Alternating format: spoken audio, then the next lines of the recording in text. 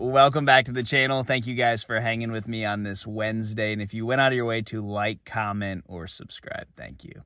All right, so it is very humid. I grew up in Florida, and I got to learn that humidity means topwater fishing. And I don't necessarily know why. Maybe there's a lot of added bubbles to the surface. Bugs are hatching and flying all around the surface, causing the brim. And basically, every bit of the food chain is up in the water column, causing the bass to feed, and their eyes are on the top of their head on a cloudy day. You know, they're very light sensitive eyes, and they're going to feed up in the water column. And I just feel like if you can get 7 or 8 bites on a topwater, you've had a really good day.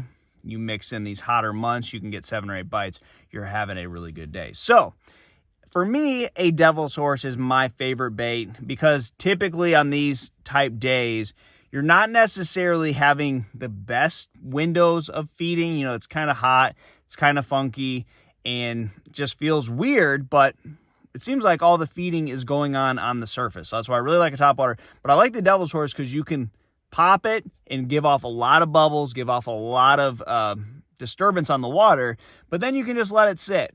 And they bite it a lot of the times when it's just sitting there. I've actually witnessed a backlash and the bait sitting there, and you're trying to get that backlash out. I saw this happen multiple times, and the devil's horse is just laying there, and one comes up and eats it.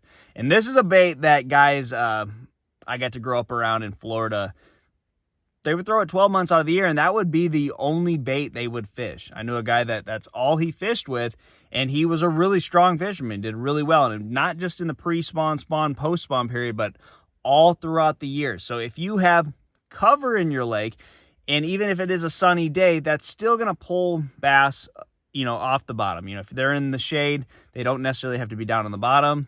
Topwater is a great option for those types of bass.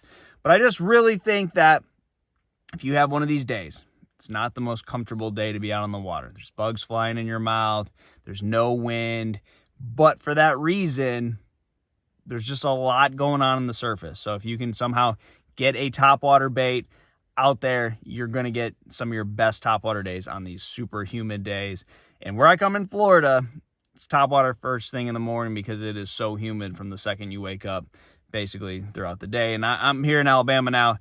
Very similar. Today we've had conditions where it's cloudy, very little wind, a sprinkle every once in a while, but it is just a hot, humid day.